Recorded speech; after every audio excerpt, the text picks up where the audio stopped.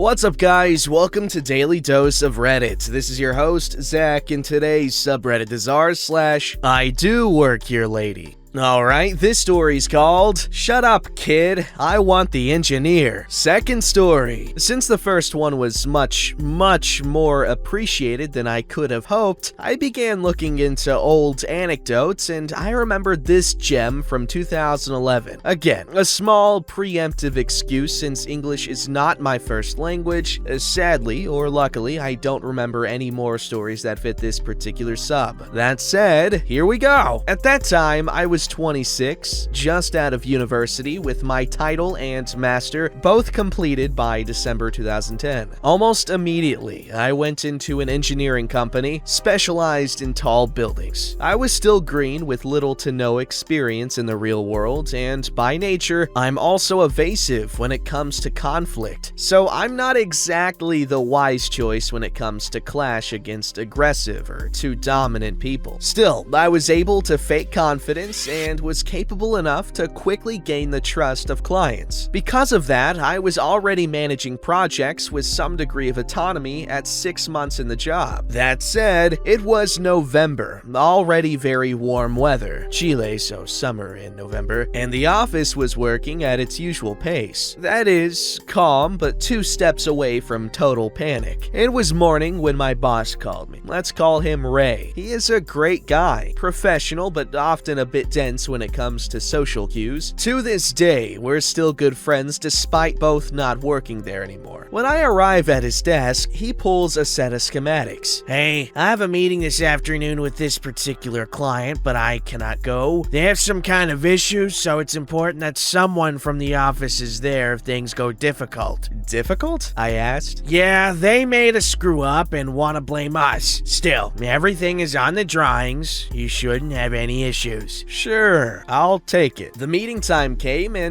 I left the taxi in front of this 22-story office building. The lobby was already finished in floors of black marble and roof in white marble with diffuse white lighting. Round, double-height columns in stainless steel. As I enter, something calls my attention. There are scratches on the floor. Oh, also on the columns. Hell, also on the doors. This is bad. These are telltale signs of horrible construction management. I take the stairs to the 4th floor, and the construction auditor, Phil, receives me. He's a large guy with a short beard and stern but amicable face. So, you are OP.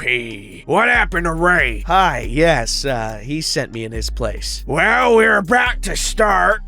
Just sit by my side and don't intervene unless it's necessary. Anything I need to know? I ask. He smiles me back with a grin. Just wait and enjoy. So we enter this large improvised meeting room. There is electricity, but the floor is bare concrete and the doors are temporary. The table is enough for maybe 20 people. In the corner, there's a small guy with a curved back and a sketchy appearance. He could be described as a weasel in office attire. No one pays any attention to my presence as everyone is taking seats. I sit beside Phil, near the middle of the table. The weasel on the far head and the closest head is still empty. That guy is the construction manager. He's blaming us for the screw-up, he says, pointing at the weasel. We wait for maybe 5 minutes with only a rumor of the small conversations in the place. Finally, the door opens and a peacock-like office Chad enters. Black trousers, white and pink vertically striped shirt, and big golden sunglasses where a helmet should have been. A large golden watch, kettlebell-sized, completed his image. Sorry I'm late. Let's begin the meeting, Chad announces. I assume from his commanding tone that he is the representative of the owners. After some minimal greeting to all the people in the room by the architect, he gives the word to Chad. I take a glance at Phil. He is expectant. Now, Chad raises from the table, points to the weasel, and the party starts.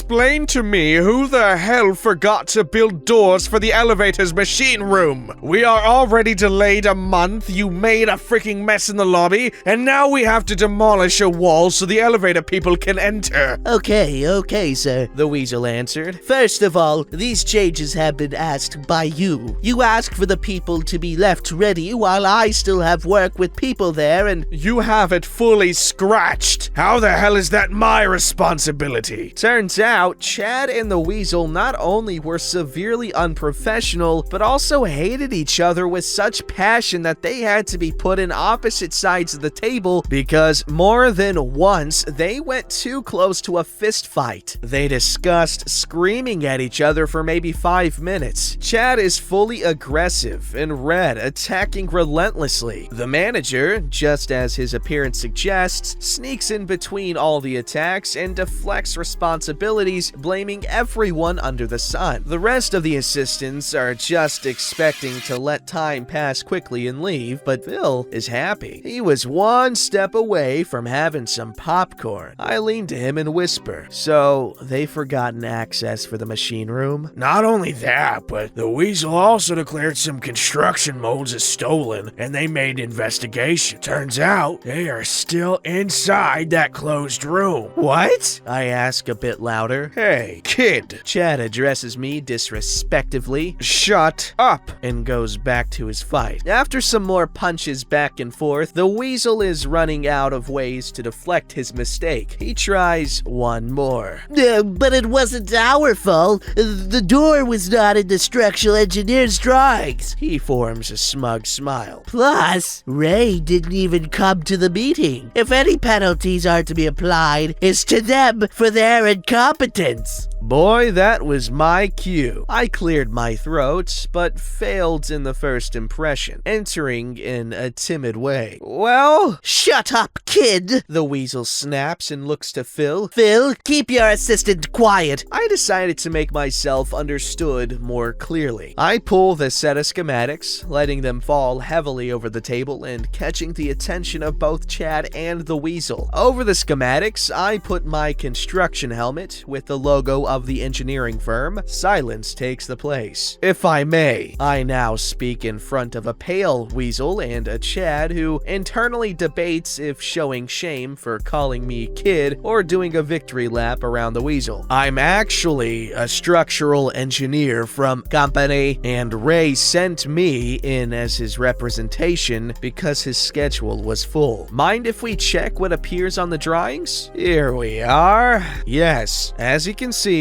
the door is here, and I think this cannot be attributed to confusion from structural design. I agree. Phil comments with a huge smile. The rest of the table is trying to hide their amusement. I continue. So, that settles it. I can make here a procedure for the demolition and installation of the access, or if you prefer, I can send it approved by Ray tomorrow. Everyone is silent in a second of contained store, but Phil isn't done yet. He leans in and puts his hands over the table. Now, we need to see what we will do to recover the supposedly stolen equipment that is still trapped inside the machine room. And what will you do about the 2 workers you fired this morning? He looks to the weasel, who is just about to melt and escape by the first crack he can find. Chad now turns into a raging volcano. He was so furious that his blood pressure could have been measured in atmospheres. You fired without proof? And then another maybe 5 minutes of berating exploded until the architect, who was supposed to be coordinating the meeting, called to a truce so they could advance with the problems of the electric and water crews. Phil and I were dismissed, but while the door was closing, I could hear Chad screaming again. I sighed, relieved. Truth is, I was shaking a little. What a mess. Nah, this was a quiet meeting, Phil said, smiling. Tell Ray he missed a good one. Pleased to meet you, kid. In the end, the construction was finished with 5 months of delay. Both Weasel and Chad were fired from their respective companies. Ray just laughed at my story and told me it was a good thing that Chad hadn't tried to punch me because he wanted to fight everyone all the time. I never found those two again. But I found Phil on another project 2 years later. Same old mischievous man. To my my luck, to this day, I never had another meeting like that dreadful one. Man, this sounds really similar to another story where like the dude walked in, he's like, I am the engineer. And like there was a jerk in the meeting and he was like,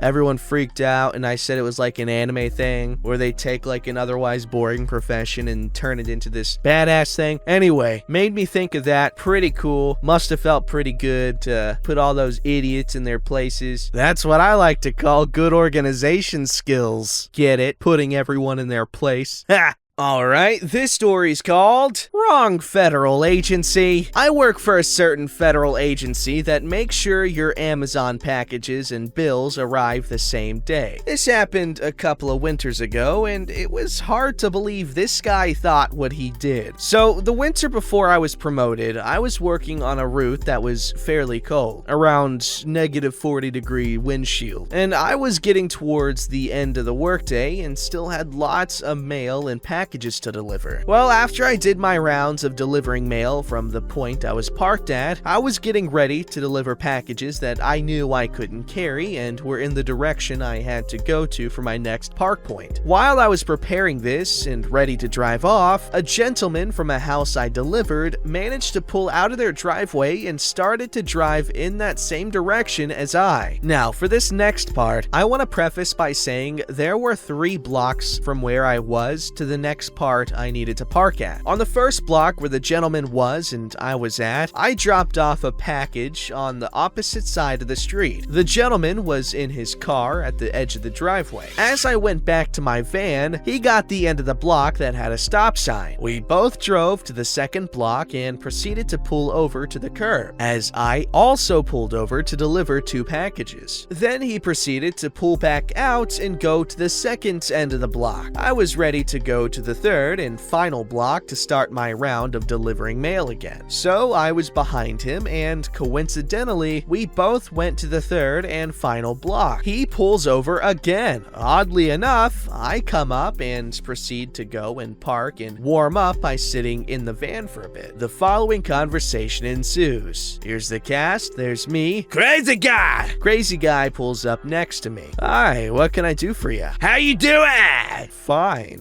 What can I do for you? He stares at me for a few seconds. I'm a bit worried. Why are you following me? I'm not. I'm the mailman? Yes, sir! You were following me a while. I gesture to the logo on the van. I have enough work to do rather than follow you. I'm the mailman. I just think it's funny how you came all the way up here by me. Yeah, I have to warm up. It's cold outside. This is where I park. All right. Then he drives away. I was honestly shocked as to why, let alone how, he thought I was intentionally following him. I'm cold, I'm busy, and even though I was essentially working around him, he kept thinking I was following him. Still funny to this day, and if I ever get the chance to do that route again, I can't wait to make it seem like I am following him for my amusement. You can never be too careful, man. I'm not just talking about like, you know, being followed in general or whatever, like don't trust anybody. No, I'm talking about specifically with mailmen, okay? Dogs have to be barking for a reason. Where there's smoke, there's fire, guys.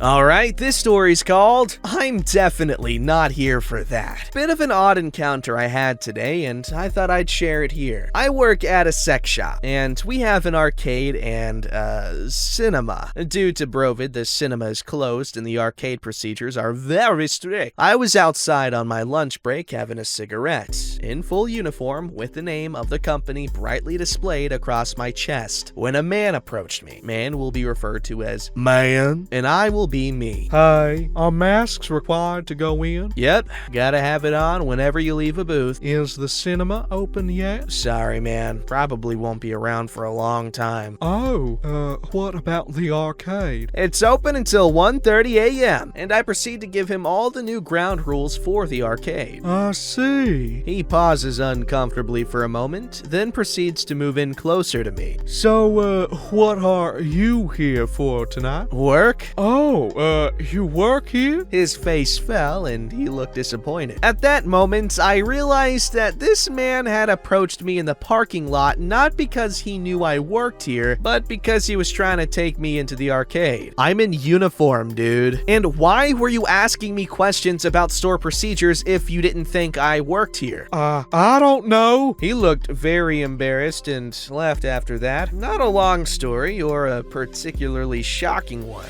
I just don't get how it didn't click that I was an employee or why he was asking me these questions when he assumed I was a customer too. I guess if I've learned anything from working at a sex shop though, it's that when people get horny, they get dumb. Alright, this story's called what were you gonna say again? Hi, so let me introduce myself. I am a tiny kid, literally. I'm 13 years old and have a tanned skin color. This Christmas, I was really in the holiday mood because my mom agreed to get a whole gaming set, and because we set up a Christmas tree. Normally we don't. Here's the cast, there's me, angry customer, brother. I was working with my brother in my mom's restaurant. She owns 3. I'm talking about the one in my last post. Because people can actually order downstairs now, I was packing the food for takeout while my brother was doing the pin machine. On to the story. Do you have the order of angry customer? It'll be about 4 or 5 minutes. Okay. Angry customer walks in. Hello, I ordered. Insert order details here. At 5:30. It's coming up. It'll be about 4 minutes. What? 4 minutes? That's way too long. I ordered at 5:30 and it's 5:40. Ma'am, that's our standard waiting time for insert orders of annoying angry customer here. What? No! I'm leaving if I don't get my food right now. At this point, I'm getting annoyed, so I decide to intervene. Ma'am, if you please wait 1 more I get cut off. No, I'm not waiting anymore. I'm leaving. Okay, leave then. But just so you know, all takeout in our area, restaurants are owned by my mom and dad. Fine, I'll wait. Eventually, she left with her food. So long story short, don't be rude to the kid of the owner of all the takeout restaurants in the area, cause it'll come back and hit you with the dose of karma. Also, big thank you to everyone being so nice to me in my last post. Someone tell Theodore Roosevelt, we've got a monopoly! Don't forget to like, subscribe, and hit that bell to never miss an episode.